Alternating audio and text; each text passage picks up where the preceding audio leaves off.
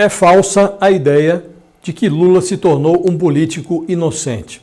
Ao confirmar por 8 votos a 3 a anulação das sentenças que a Lava Jato impôs ao líder máximo do PT, o plenário do Supremo Tribunal Federal apenas se rendeu à tese jurídica segundo a qual os processos contra Lula não deveriam ter sido julgados em Curitiba porque envolviam uma roubalheira que não se limitava à Petrobras.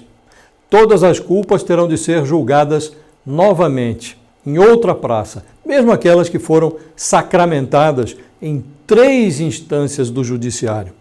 A ficha de Lula foi momentaneamente lavada, mas ainda não foi enxaguada.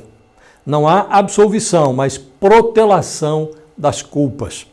Na prática, o Supremo presenteou Lula com uma autorização para percorrer a conjuntura política como candidato a 2 posições.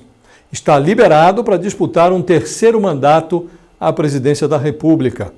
Como é improvável que as novas sentenças sejam produzidas em curto prazo, Lula tornou-se candidato também à prescrição dos crimes que lhe foram atribuídos em processos como o do triplex do Guarujá e o do sítio de Atibaia, corrupção e lavagem de dinheiro. Lula faz pose de inocente, declara-se o personagem mais injustiçado da história, mas sua imaculada figura continua mantendo uma ligação sobrenatural com os imóveis que o perseguem. No caso do triplex, alegou-se que a ex-primeira-dama Marisa Letícia pensou em adquirir o imóvel, mas desistiu. No caso do sítio de Atibaia, Lula cogitou comprar a propriedade, mas também voltou atrás. As investigações revelaram um fenômeno muito curioso. Bastava que a família Lula da Silva pensasse em comprar uma propriedade para que a OAS e a Odebrecht, ou as duas, providenciassem os confortos. Do nada, sem que ninguém solicitasse. No triplex, por exemplo, surgiram um elevador, uma cozinha de luxo, uma sauna, um piso novo. No sítio, outra cozinha, a reforma da sede, a construção de anexos, melhorias no lago, pedalinhos. De repente, quando a coisa vira escândalo, Lula foge pela porta de incêndio. Não é meu, não tenho nada a ver com isso. Esse tipo de enredo divide os brasileiros em 2 categorias. Aos cínicos, que conseguem usufruir graciosamente de um sítio paradisíaco do tamanho de 24 campos de futebol, e aos azarados, que não dispõem de amigos tão generosos.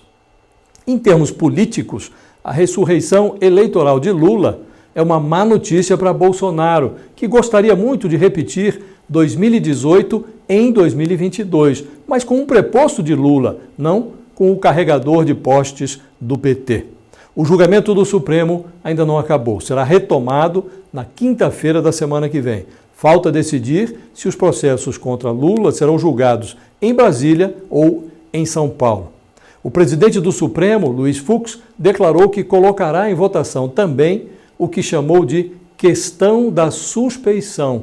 Ele se refere à decisão da 2ª turma do Supremo que colou em Sérgio Moro a pecha de juiz suspeito nos casos relacionados a Lula. Mantida essa decisão, os processos voltam à estaca zero, potencializando a perspectiva de prescrição, que também pode ser chamada de impunidade. Qual